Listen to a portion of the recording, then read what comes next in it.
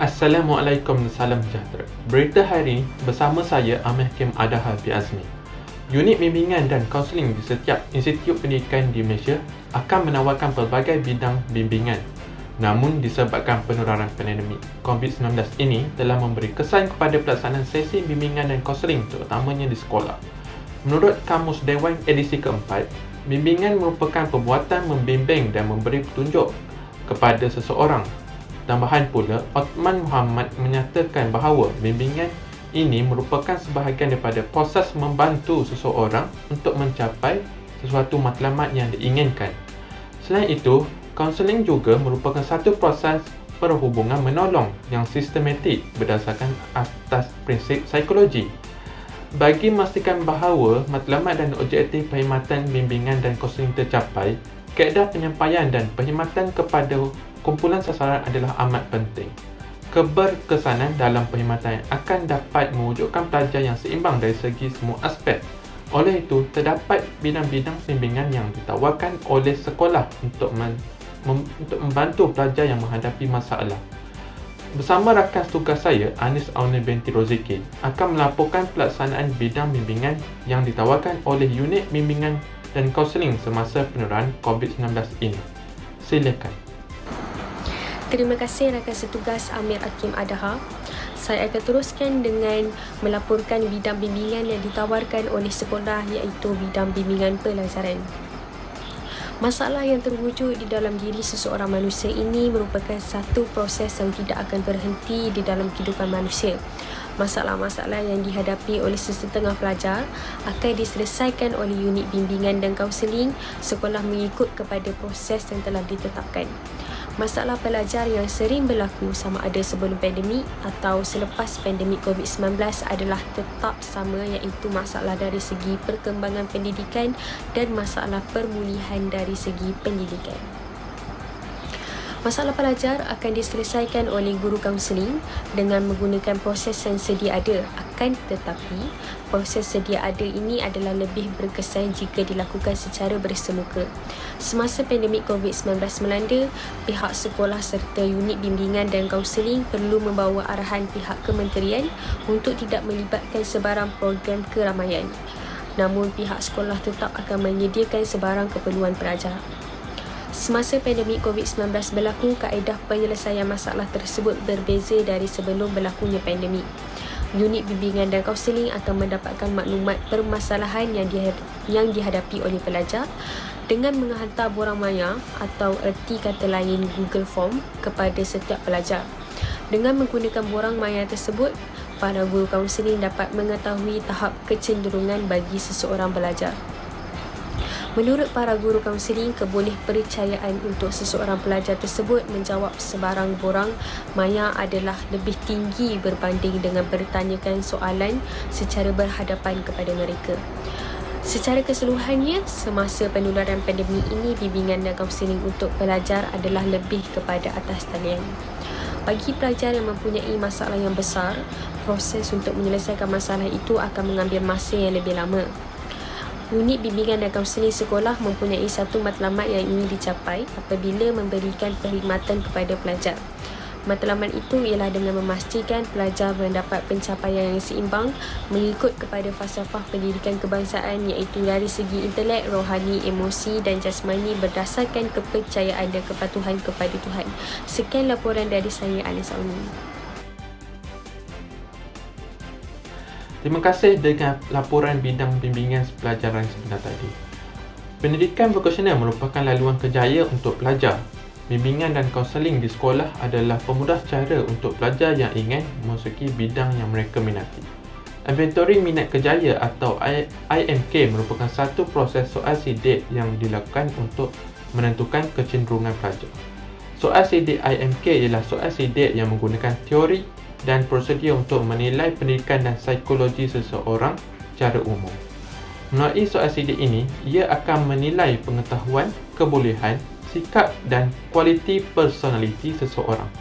Ia juga dapat memperolehi maklumat tentang kebolehan seseorang pada profesi yang telah mereka pilih. Soal sidik IMK juga membantu untuk mendedahkan kepada pelajar tentang pelbagai maklumat pekerjaan. Dengan maklumat yang telah diperolehi dari soal sidik tersebut, guru kaunseling dapat membantu pelajar untuk memilih suatu kerjaya yang bersesuaian dengan mereka. Untuk bidang bimbingan seterusnya, saya mempersilakan Muhammad Khalid untuk melaporkan bidang tersebut. Silakan. Terima kasih Amir Hakim Adaha. Saya akan melaporkan bidang bimbingan yang seterusnya, iaitu bidang bimbingan kerjaya. Kerjaya ini merupakan sesuatu kejayaan atau perkembangan di dalam hidup seseorang dari segi pekerjaan. Bimbingan kerjaya merupakan satu proses yang sentiasa berlaku di mana setiap kaunselor akan berkomunikasi dengan para pelajar untuk mencari jalan penyelesaian dari segi perkembangan kerjaya masa hadapan pelajar tersebut. Di dalam perkembangan ini, ia meliputi pelbagai cara, iaitu cara untuk memilih kerjaya yang sesuai, cara penyesuaian diri di dalam bidang kerjaya dan cara konsistensi dalam sesuatu kerjaya. Kaunseling berkenaan dengan kerjaya akan bermulanya dari asas yang ada di dalam diri seorang pelajar. Asas ini ialah dengan mengetahui sesuatu yang telah wujud di dalam diri pelajar, pemahamannya telah dimiliki oleh pelajar dan keinginan mereka.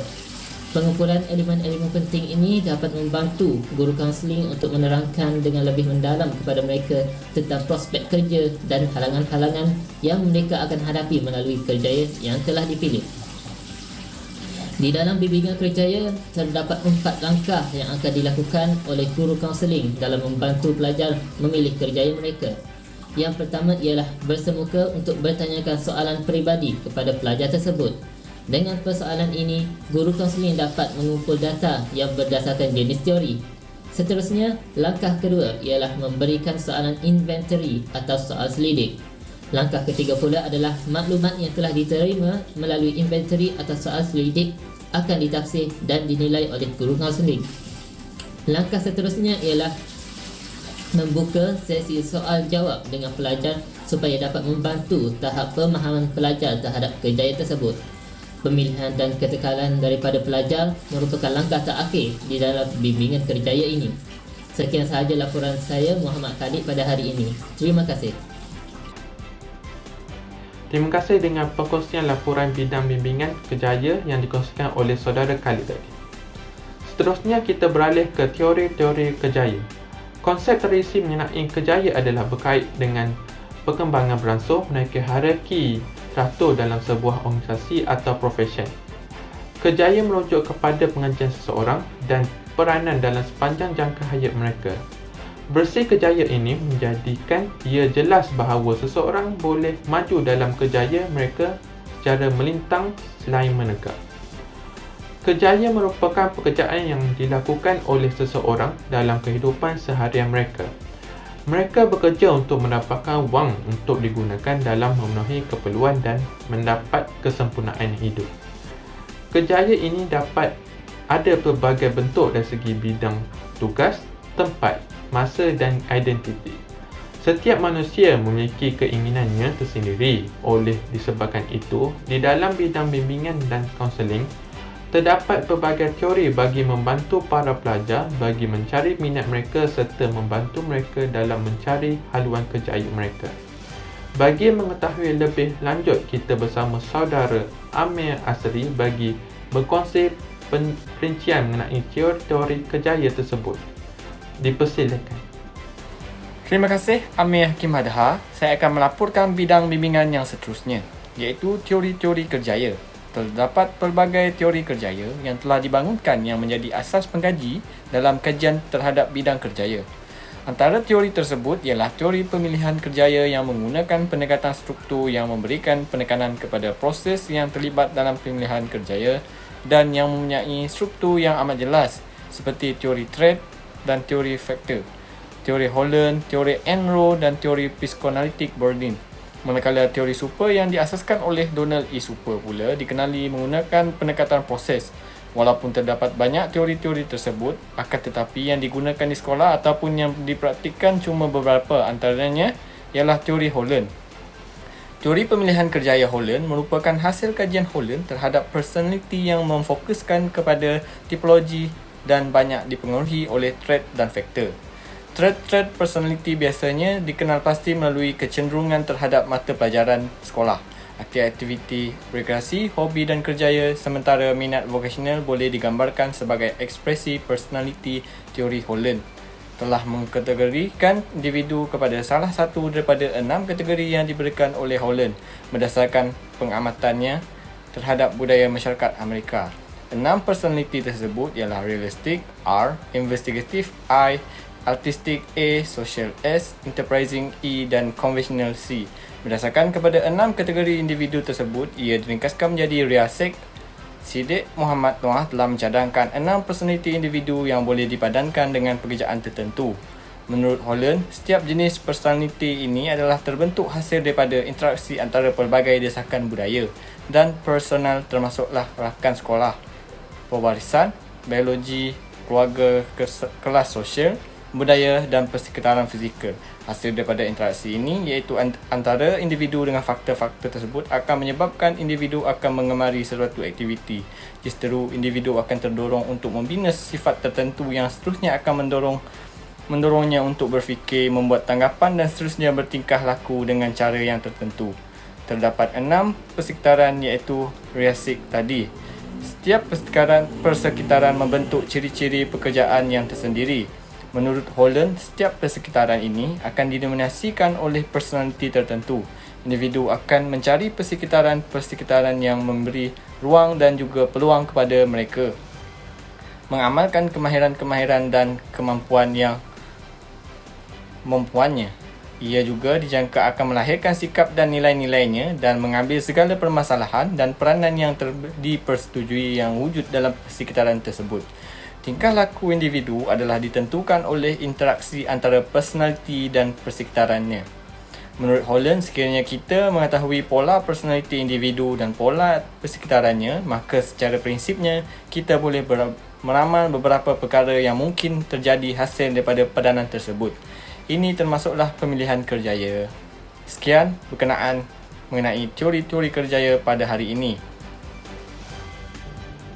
Terima kasih dengan perkongsian mengenai teori-teori kerjaya tadi dari saudara Amir Asri. Yang terakhir, kita akan membincangkan mengenai bimbingan peribadi dan sosial. Bimbingan peribadi sosial merupakan salah satu bidang bimbingan yang ada di sekolah. Menurut pendapat Abu Ahmadi, bimbingan peribadi sosial adalah usaha dalam membantu seseorang yang menghadapi masalah peribadi dan sosial. Jadi, kita menjemput saudari Sazwani bagi menjelaskan sedikit mengenai bimbingan peribadi dan sosial. Dipersilakan. Terima kasih rakan setugas saya Amir Hakim Adha. Saya akan melaporkan bidang bimbingan yang seterusnya iaitu bimbingan peribadi dan sosial. Bimbingan peribadi dan sosial merupakan antara salah satu bidang bimbingan yang disediakan di sekolah. Bimbingan ini adalah salah satu usaha untuk membantu pelajar dalam menghadapi masalah-masalah peribadi dan juga sosial yang mereka hadapi. Sebagai seorang kaunselor, tidak akan lari daripada membuat kesilapan.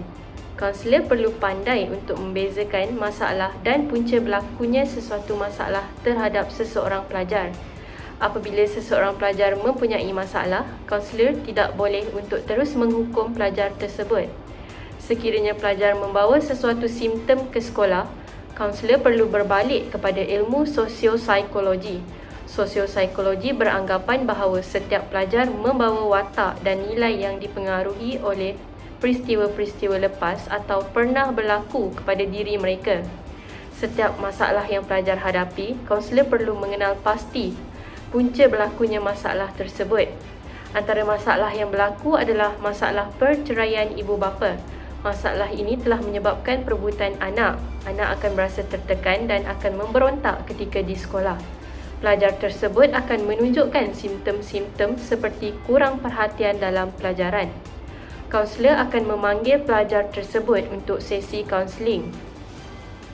Selepas mengetahui punca sebenar masalah, kaunselor akan menggunakan khidmat pentadbir, PIBK dan PIBG. Ibu bapa juga akan dipanggil untuk sesi kaunseling keluarga. Masalah yang kedua adalah masalah seksual. Masalah ini juga adalah disebabkan oleh perceraian ibu bapa dan pelajar terpaksa tinggal bersama datuk di kampung. Kaunselor akan memanggil pelajar dan menggunakan teknik-teknik yang dipelajari supaya pelajar menceritakan masalah yang dihadapi. Pelajar menunjukkan simptom-simptom seperti malas belajar dan kemurungan. Sebagai seorang kaunselor, kita tidak boleh melabel pelajar yang menunjukkan simptom-simptom yang bermasalah. Kita harus mencari punca terhadap masalah tersebut. Masalah ketiga pula, pelajar disuruh menanggung pendapatan keluarga dengan melakukan perkara yang tidak sepatutnya. Kaunselor tidak pernah terbayang untuk mengendalikan kes seperti ini. Akhirnya, kes ini dapat diselesaikan dengan cara baik oleh kedua belah pihak. Antara punca berlakunya masalah ini ialah ibu pelajar berasa tertekan kerana penyakit yang dialami membuatkan ibu pelajar tidak mampu untuk bekerja. Antara simptom yang ditunjukkan oleh pelajar ialah kemurungan, tidak bercakap dengan sesiapa semasa berada di sekolah, tiada wang untuk makan dan tidak terurus. Jalan penyelesaian yang telah diambil kepada pelajar tersebut ialah kaunselor mengambil inisiatif berjumpa dengan pihak Jabatan Kebajikan Masyarakat, Wakil Rakyat, Ketua PIBG dan JKK untuk mendapatkan bantuan bulanan kepada keluarga pelajar tersebut. Sekian sahaja perkongsian daripada saya. Kita kembali semula kepada saudara Amir Hakim Adha. Terima kasih atas perkongsian yang telah saudari Sazwani jelaskan itu tadi. Maka dengan itu, setelah kita mendengar perkongsian mengenai bimbingan dan kaunseling pada hari ini, pelbagai perkongsian ilmu yang kita dapat fahami dan pelajari pada hari ini akan dapat membantu kita dalam kehidupan seharian. Sekian dari saya, Amir Hakim, melaporkan.